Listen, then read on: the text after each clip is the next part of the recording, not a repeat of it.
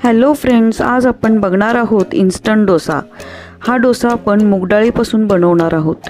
खाल्ल्यावर आपल्याला लक्षात सुद्धा येणार नाही की हा मूग डाळीपासून बनवलेला आहे। महत्त्वाचं म्हणजे याला भिजवावं सुद्धा लागणार नाही। चला तर मग बघूया रेसिपी। त्यासाठी सगळ्यात पहिल्यांदा मी 2 वाटी मूग डाळ घेतलेली आहे। ती 3 वेळा चांगली धुवून घेतलेली आहे।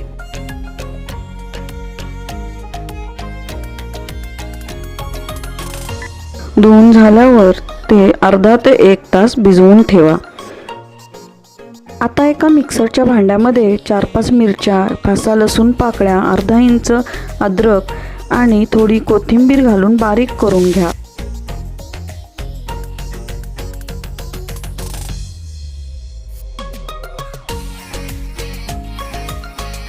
आता दुसऱ्या एका मिक्सरच्या भांड्यामध्ये भिजवलेली मूग बारीक करून घ्या।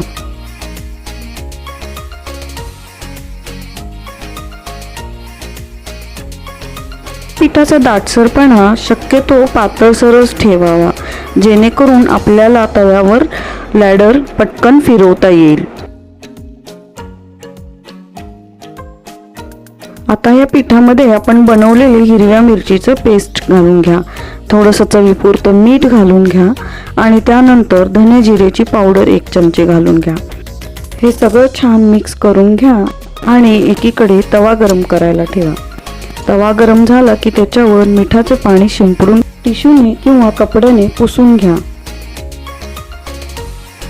मग त्याच्यावर 1-2-3 थेंब तेल टाकून घ्या।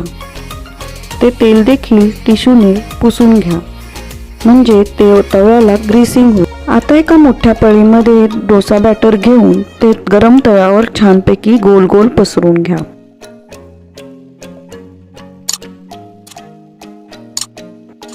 त्याच्या कडांनी 1 चमचाभर तेल पसरवून घ्या। आता हा डोसा खालच्या बाजूला लालसर होऊ द्या।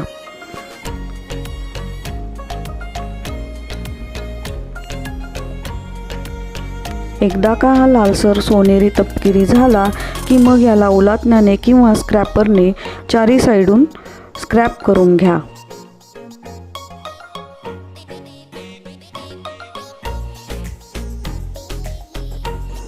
आता हा छानपैकी रोल करून घ्या। अशाच पद्धतीने बाकीचे देखील डोसे घालून घ्या। खरं तर मूग डाळीमधून मिळणारे प्रोटीन्स म्हणजेच प्रथिने आणि लागणारा कमी वेळ यामुळे हा एक नाश्त्यासाठी अतिशय चांगला पर्याय आहे।